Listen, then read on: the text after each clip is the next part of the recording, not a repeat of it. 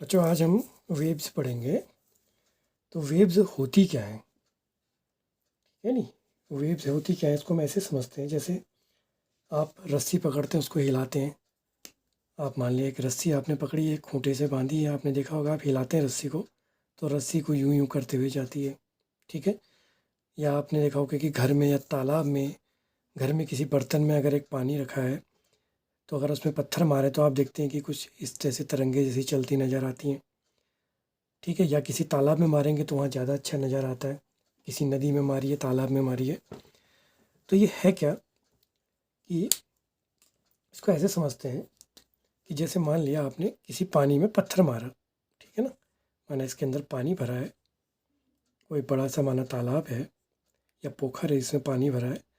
आपने एक पत्थर मारा, तो पत्थर मारने से क्या होता है नॉर्मली, यहाँ पर आपने पत्थर मारा है इसमें अगर, तो पानी पहले नीचे को जाता है।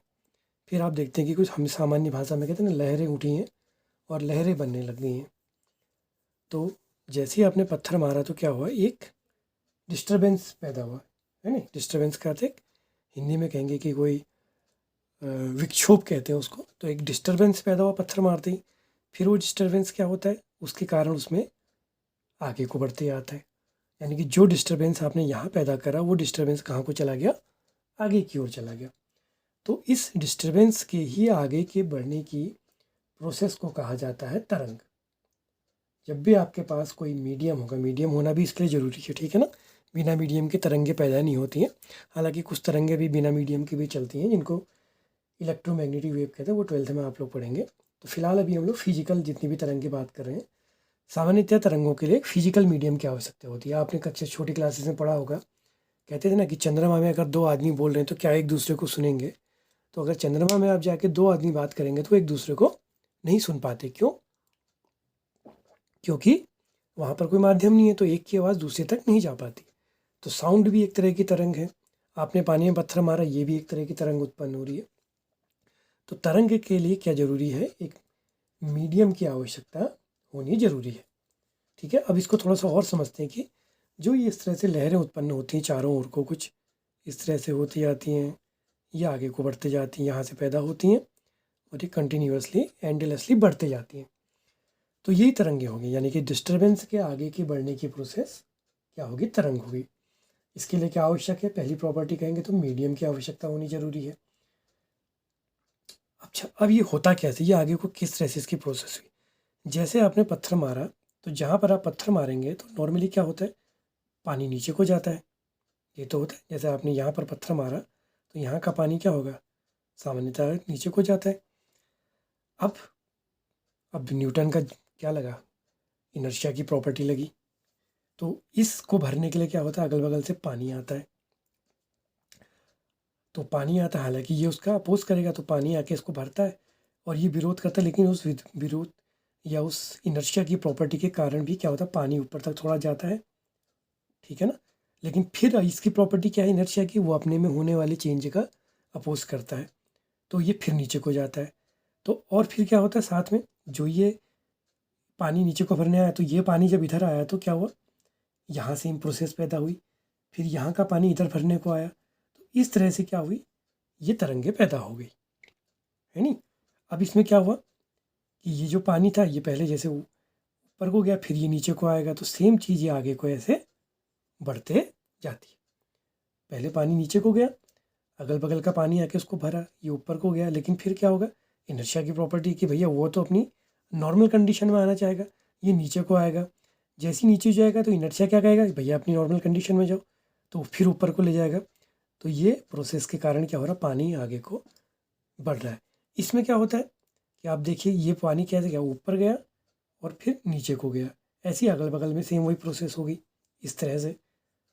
तो इसमें क्या हुआ कि जो पार्टिकल है इन्होंने अपनी जगह नहीं छोड़ी, ये ऊपर नीचे हो रहे हैं। अगर आप यहाँ पे कोई चीज़ इसको प्रैक्टिकल करने के लिए कि क्या ऐसा हो रहा है कि पार्टिकल अपनी जगह छोड़ रहे हैं या नहीं छोड़ रहे, इसको पता करने का तरीका है कि साथ में आप क्या करिए, एक टब में एक रस्सी के थ्रू एक किसी डक को बांध दीजिए, कोई डक रख दीजिए यहाँ पर। या कोई बच्चों का खिलौना होता है, बॉल लगता है, तो आप देखेंगे कि बॉल आगे नहीं जाती, वो ऊपर नीचे ही चलते रहती है। मीनिंग क्या है कि ये अपनी जगह को तो नहीं छोड़ रहे, लेकिन वो आगे को बढ़ रही है। अब उसको आगे को बढ़ने के लिए क्या आवश्यकता है? एक तो मीडियम की इलास्टिसिटी की ज़रूरत है और इनर्शिया की प्रॉपर्टी है। और ये जो पैदा हुआ डिस्टर्बेंस, इससे क्या हुई? एनर्जी पैदा हुई। एनर्जी हुई तो मोमेंटम भी हुआ, दोनों चीज़ें हुई। तो ये एनर्जी क्या है? पार्टिकल तो एक जगह से दूसरी जगह नहीं जा रहे, लेकिन एक पार्टिकल क्या कर रहा है? दूसरे पार्टिकल को अपनी एनर्जी का ट्रांसफ़र करते जा रहा है। तो उस एनर्जी के ट्रांसफॉर्मेशन, यानी कि जब वेव चल रही है तो पार्टिकल जगह तो नहीं छोड़ रहे, लेकिन वो अपनी एनर्जी का एक से एनर्जी और मोमेंटम क्या हो रहा है? एक पार्टिकल से दूसरे पार्टिकल में ट्रांसफ़र हो रहा है। तो जब भी कोई किसी फिजिकल मीडियम में कोई वेव प्रोड्यूस होगी, तो उस वेव प्रोड्यूस होने में क्या होगा? जो एनर्जी है और वो मोमेंटम है, वो पूरे मीडियम में ट्रांसफ़र होते जाता है, लेकिन पार्टिकल अपने जगह को नहीं छोड़ते हैं। और ये किन गुणों के कारण हो रहा है? दो ही गुण हैं जो कि हम पहले पढ़ चुके हैं। इलास्टिसिटी की प्रॉपर्टी लगी और इनर्शिया की प्रॉपर्टी लगी। अब इसके अलावा कुछ और तरंगे भी होती हैं जिनके लिए मीडियम की आवश्यकता नहीं, तो उनको क्या कहते हैं? इलेक्ट्रोमैग्नेटिक वेव या विद्युत चुंबकीय तरंगे कहते हैं। अब इन तरंगों की प्रॉपर्टी अभी हमने पढ़ ली। मीडियम की आवश्यकता कोई रटने की जरूरत नहीं है। अब जो हमने पढ़ा इसी से निकलना मीडियम की प्रॉपर्टी, पार्टिकल अपनी जगह नहीं छोड़ते हैं, लेकिन वेव एक जगह से दूसरी जगह को ट्रांसफ़र होती है। एनर्जी मोमेंटम का ट्रांसफ़र होता है। एक पार्टिकल से दूसरे पार्टिकल को एनर्जी ट्रांसफ़र होती है। वो क्यों होती है? क्योंकि पार्टिकल क्या करते हैं? अपनी जगह पे ऑसिलेट कर रहे हैं। तो ऑसिलेट करने से क्या होता है? एक पार्टिकल दूसरे पार्टिकल को इस तरह से एनर्जी देते जाता है। ठीक है ना? तो ये इसकी प्रॉपर्टी। बाकी इनमें डिफ्रैक्शन भी होता है, इंटरफेरेंस होता है, पोलराइजेशन होता है। ये प्रॉपर्टीज हम 12th में पढ़ेंगे कि वो क्या होता है। वो सब भी इसकी प्रॉपर्टीज़ में ही आता है।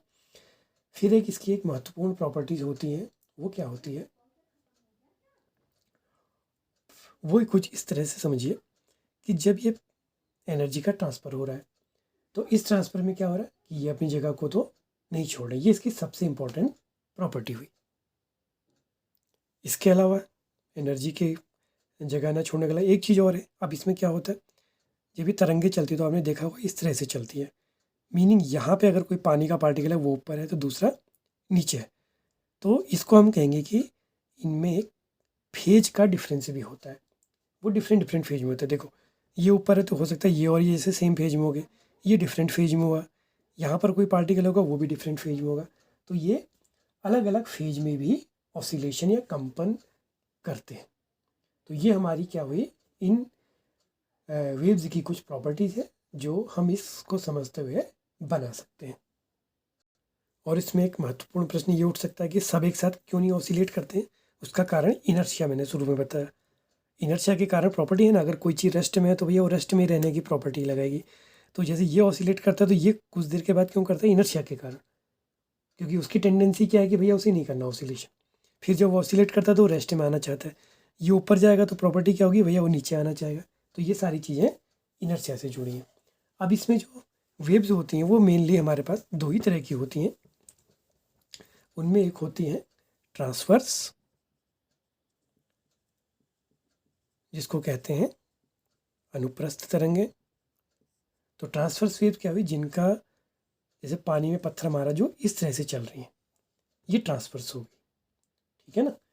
इनको कहते हैं ट्रांसवर्स। इसमें क्या है? देखिए, वेव्स आगे बढ़ रही है और पार्टिकल क्या कर रहे हैं? देखो, अगर हम इसको इस तरह से समझे, ये वेव आगे को जा रही है पानी में या रस्सी में देखें, और पार्टिकल क्या करते हैं? ऊपर नीचे ऑसिलेट करते हैं। जैसे ये जा रही है तो ये ऊपर नीचे ऐसे ऑसिलेशन करते हैं। तो पार्टिकल का जो ऑसिलेशन है वो कैसा है? वेव जिस दिशा में चल रही है उसके परपेंडिकुलर। तो अनुप्रस्थ तरंगे या ट्रांसवर्स वेव वो होगी कि जिनमें मीडियम के पार्टिकल वेव के चलने की डायरेक्शन के लंबवत या परपेंडिकुलर ऑसिलेशन करते हैं। अब इनमें क्या हो रहा है? देखो, ये बन रहा है और ये बन रहा है। इनको कहते हैं क्रस्ट और ट्रफ कहते हैं, श्रिंक और गर्त। ऊपर का मैक्सिमम क्रस्ट और नीचे को जो वो मैक्सिमम गए उसको ट्रफ कहते हैं। तो इन्हीं क्रस्ट और ट्रफ, ये अपने आप में क्रस्ट और ट्रफ क्यों बने? इनर्शिया और एनर्जी के कारण। इनके कारण ही एनर्जी का ट्रांसफर हो। अगर ये बनने बंद हो जाए तो वेव्स चलेगी नहीं।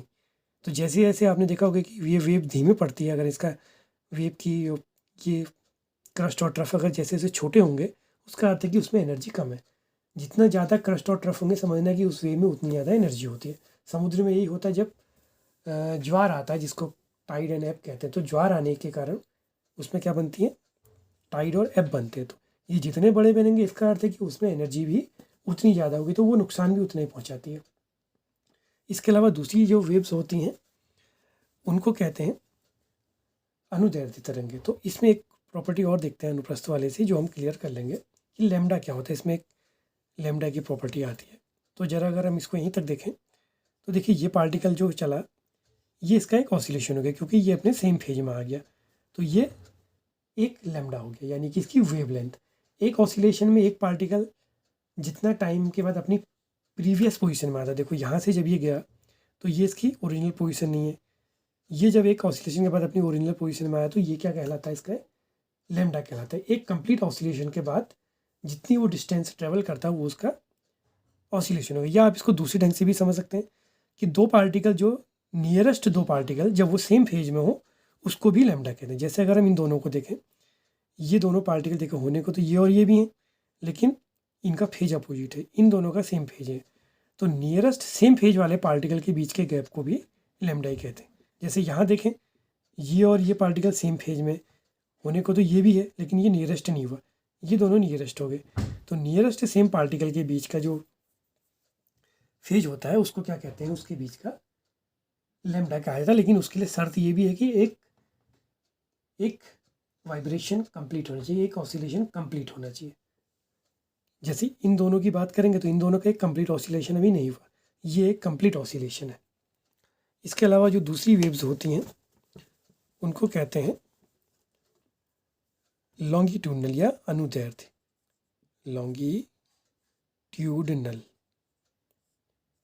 और ये हुई आपकी, को हिंदी में कहेंगे अनुदैर्ध्य तरंगे। इससे पहले जो हमने अनुप्रस्थ या ट्रांसवर्स वेव्स पढ़ी थी, तो ट्रांसवर्स वेव्स जो होती थी वो सिर्फ सॉलिड और लिक्विड में पैदा होती, मेनली वो सॉलिड में ही पैदा होती। लिक्विड में वो तब पैदा होती है जब लिक्विड में भी उसके लिए कंडीशन है। जैसे लॉन्गिट्यूडनल वेव्स है, अगर ये इसको पूछा है कि कहाँ कहाँ ये किस किस मीडियम में चल सकती हैं, तो ये सॉलिड में भी चलती हैं, लिक्विड में भी चलती हैं और गैस में भी प्रोड्यूस होती हैं। और जो इससे पहले हमने अनुप्रस्थ पढ़ी थी वो सिर्फ सॉलिड में होती हैं। लिक्विड में वो सब जगह नहीं होंगी, लिक्विड में वो सिर्फ कहाँ पर होंगी, सरफेस पर। जैसे पानी में आपने पत्थर मारा तो उसके तल पर, तालाब के तल पर ही पैदा होंगी, तालाब के नीचे नहीं प्रोड्यूस होती हैं। तो दोनों के लिए मीडियम चाहिए, उसके लिए मेनली सॉलिड है। लिक्विड में वो सिर्फ सरफेस पे होंगी, ये सॉलिड, लिक्विड और गैस तीनों में होंगी। तो ये कैसी होती हैं, ये उसके विपरीत होती हैं। उसमें पार्टिकल क्या थे, तरंग चलने की डायरेक्शन के परपेंडिकुलर ऑसिलेशन करते थे, इस तरह से ये परपेंडिकुलर था। उसमें क्या करेंगे, जैसे माना वेव इधर को चल रही है, इसको वेव के प्रोपगेशन कहते हैं। तो इसमें जहाँ को वेव का प्रोपगेशन था उसके परपेंडिकुलर ऑसिलेशन थे पार्टिकल्स के। इसमें वेव के प्रोपगेशन की ही डायरेक्शन में ऑसिलेट करते हैं, मीनिंग यहाँ पर इनका ऑसिलेशन इस प्रकार से होगा। तो इसका एग्जाम्पल कैसे, स्प्रिंग है। स्प्रिंग को जब आप खींच दें, अगर स्प्रिंग को, ये स्प्रिंग है, कहीं आपने माना बांधा है, आप इसको खींच दें तो स्प्रिंग क्या करता है, ऐसे चलता है ना, तो ये ऑसिलेशन हो गया। तो इस ऑसिलेशन में क्या होता है, कभी ये नज़दीक आता है, कभी ये दूर जाता है, फिर कभी नज़दीक आता है, कभी दूर जाता है। तो जो ये नज़दीक आ रहा है इसको कहते हैं, दो तरह से इसमें होता है।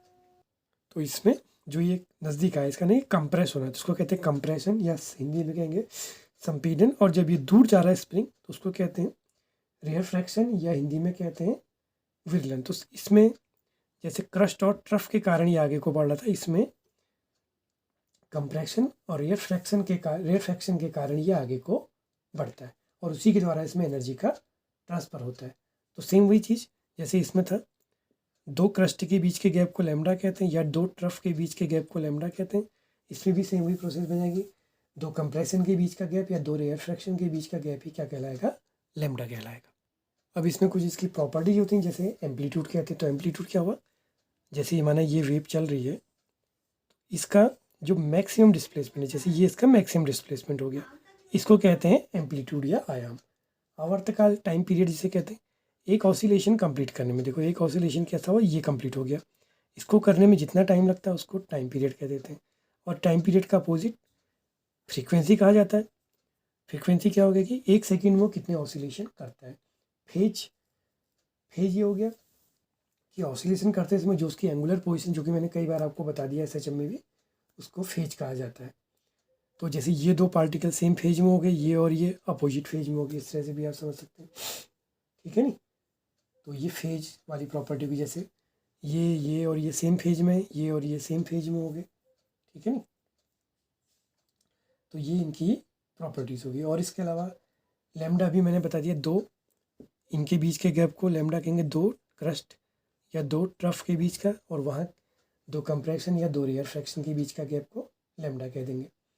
तो अब आप देखो कि ये डिस्टेंस भी क्या होगी, लैम्डा होगी, यानी कि एक कंप्लीट टाइम पीरियड में जो वेव है वो कितनी डिस्टेंस ट्रेवल कर रही है, लैम्डा। ये लैम्डा हुआ तो ये भी लैम्डा ही हुआ, क्योंकि एक ऑसिलेशन में इतनी डिस्टेंस चल रही है। लैम्डा को कई टाइप से परिभाषित किया जाता है, ये भी लैम्डा हुआ। और एक कंप्लीट ऑसिलेशन में जितनी वो डिस्टेंस ट्रेवल करी वो भी लैम्डा हो गया। एक कंप्लीट ऑसिलेशन में कितना टाइम लगता है, टी, तो यानी कि टी टाइम में वेव कितनी डिस्टेंस ट्रेवल कर रही है, लैम्डा। तो एक सेकंड में कितनी डिस्टेंस ट्रेवल करेगी, lambda by T. Distance upon time को क्या कहते हैं, वेलोसिटी कहते हैं। तो v बराबर क्या बन गया, लैम्डा बाई टी। और 1/t को क्या कहते हैं, फ्रीक्वेंसी इज इक्वल टू 1/टाइम पीरियड, तो 1/t इक्वल एन, तो v equal to n lambda. तो ये जो आप फॉर्मूला पढ़ते थे वो कुछ इस प्रकार से आता है। तो बच्चों ये हमारा पहला टॉपिक इसका पूरा हो गया। आगे हम इसमें कुछ स्पेसिफिक चीज़ें वो नेक्स्ट वीडियो में देखेंगे।